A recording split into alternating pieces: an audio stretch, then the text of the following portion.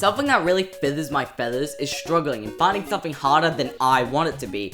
I just want to live in a world where everything is so easy, I don't need to do anything. Okay, that's a bit too easy.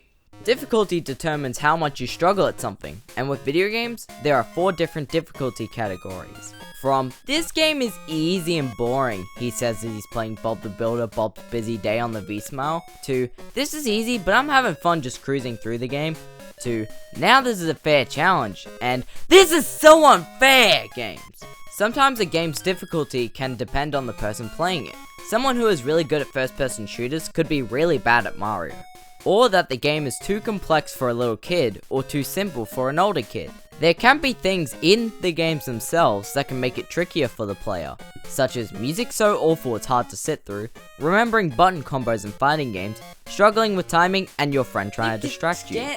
Games can be difficult in different ways depending on the genre. With platformers, it comes down to the platforms and enemy placement. Puzzle games depend on the puzzle and how fast the game is. With RPGs, it's the power difference, and with party games, it's just luck. What I've decided to do is create a concept on what I think the perfect difficulty for a platformer is. And I know some games already have those options, but what is the middle ground for the ones that don't? First up is saving every time you complete a level or make any form of progression.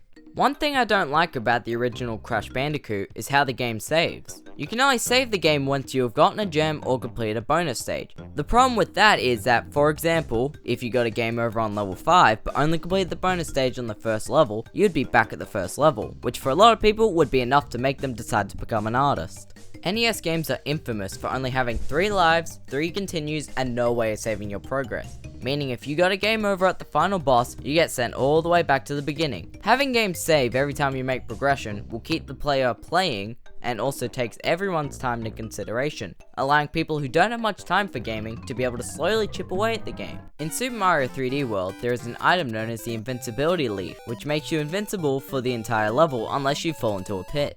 The item shows up once you've died 5 times, and it's completely optional. If you feel that you're too good for it, you don't have to use it. In some games there are a health bar which decreases as you get hit by more enemies. In the Teenage Mutant Ninja Turtles beat-em-ups, when you get hit, you just stand in place and back off in pain, which is the right way to handle this. But games like Castlevania and Ninja Gaiden just send you flying in certain scenarios can lead you to falling to your death, which just doesn't feel fair! If you die in a game, it should feel like it's your fault, not due to flying backwards against your will. But I don't think platformers should have health bars. I think that the player starts with 1 hit and should be able to get more. In Mario, you start as Small Mario, and then you get a mushroom and become Big Mario. And when you get hit as Big Mario, you become Small Mario. In Sonic the Hedgehog, you have unlimited hits as long as you have at least 1 ring. And in Crash Bandicoot, you get an Aku Aku mask to give you an extra hit. And if you get 2 Aku Aku masks, you become invincible for a limited time. When you have an item, a ring, or an Aku Aku mask, you feel safe. But when you don't, you start to put your all in, determined to get to the safe zone, which makes death more frustrating, which I like. When you get to the end of the game, you reach a final boss. Just like the final scene in a movie or the final episode of a TV show, the ending heavily influences your opinion on what you watched. Your final thoughts end up being, I like this, but the ending sucked, changing your score from an 8 out of 10 to a 7 out of 10. If the final boss is too easy, you feel disappointed. But with Mario, a series that is well known for its really simple boss fights, somehow gets away with this.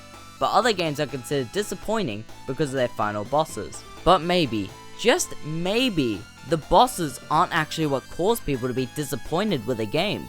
Because the final boss in Super Mario 64 is almost identical to the 2 Bowser fights you played before. But once you have defeated Bowser, Mario flies, gets his cake, and then the credits roll. The credits show you the levels you were in before. You look back at the journey you just had, and the tune that plays wraps it all up in a little bow. And that is why Super Mario 64 makes you feel good when you beat the game. But the final fight is still underwhelming. So how can we get a great boss fight to end the game? I feel that the final boss needs to be defeated by using every skill you have learnt throughout the game. You can defeat the boss without the skills, but it'd be 10 times harder. And even if you used all the skills you have learned, the fight should still have some challenge, but you feel stronger because of the things you have learned throughout the game. You see, some games have tried this by making the boss way too easy to try and capture this feeling. but it falls flat on its face and leads to mad and sad people ready to say the entire game sucked because of it. And that is what I feel the perfect difficulty is, challenging but fair.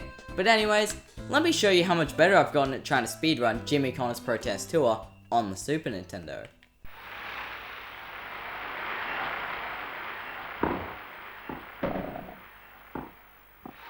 Low 15. Jimmy, you're supposed to hit the ball!